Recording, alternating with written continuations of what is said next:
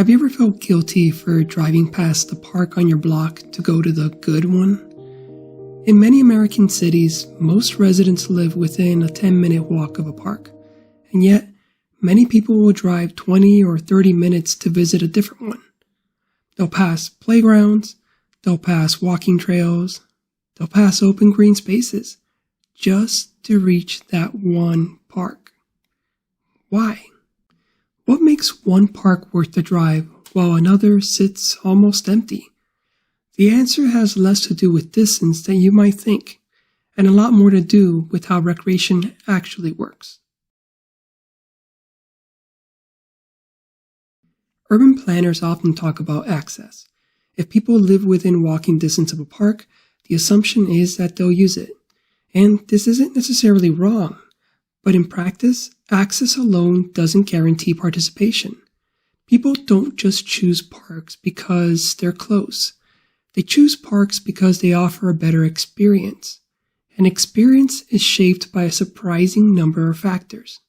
Some parks are designed for movement, clear paths that follow what planners call desire lines, or the routes people naturally want to take, open sight lines that provide safety, spaces that create what designers call the edge effect, places where people can tuck away, observe, and feel comfortable without feeling exposed. Others feel static, a single field, a small playground, a bench or two. Nothing's wrong with that, but it doesn't encourage people to linger. Jane Jacobs famously argued that for a space to thrive, it needs to invite activity.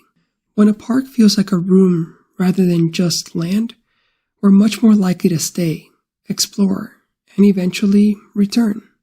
There's another reason some parks thrive. People attract people.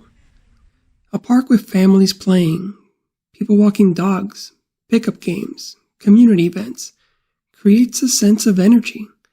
An empty park, even if it's beautiful, can feel quiet in a different way, sometimes even uncomfortable.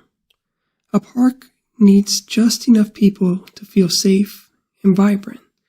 If we see others enjoying a space, we assume it's worth being there. Sometimes the difference between parks is simply what's available. One park might have a well-designed playground, shaded seating, a trail network, sports courts, a splash pad. Another might have a single open field. Neither is bad, but they serve different purposes. When people drive across town for a park, they're often looking for variety. Recreation experiences improve when people have options within the same space. But sometimes it's more than variety. Sometimes it's an anchor amenity, such as a destination playground, an off-leash dog area, or a unique skate park that triggers people's decision to drive past a local park and drive 30 minutes for another. Not all parks succeed because of physical design. Some succeed because of programming. Community events, youth sports, outdoor classes, even festivals. Programming transforms a park from a passive space into an active one. Once people associate a place with positive experiences, they begin to develop place attachment. A park becomes their park, and in many cases, it becomes what sociologists call a third place. And when that happens, distance matters much less. If you want to learn more about the third place, check out my video focused on the third place and recreation. I've placed a link in the description. Another important factor is maintenance. Poor maintenance sends a message. If a park has graffiti or broken benches, the message to the public is that the city has abandoned this place. These are signs that the space is either cared for or not. Small cues like these influence how safe and welcoming a park feels.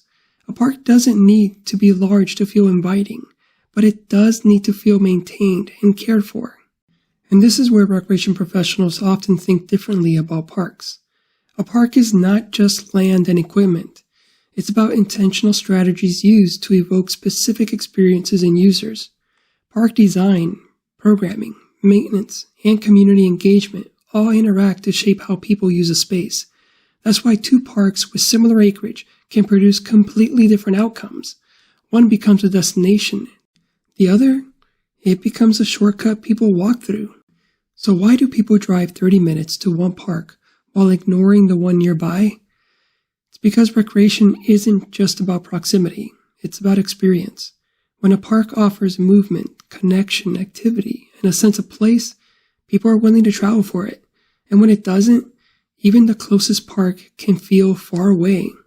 Understanding the difference is one of the most important challenges in recreation and community design, because great parks don't happen by accident.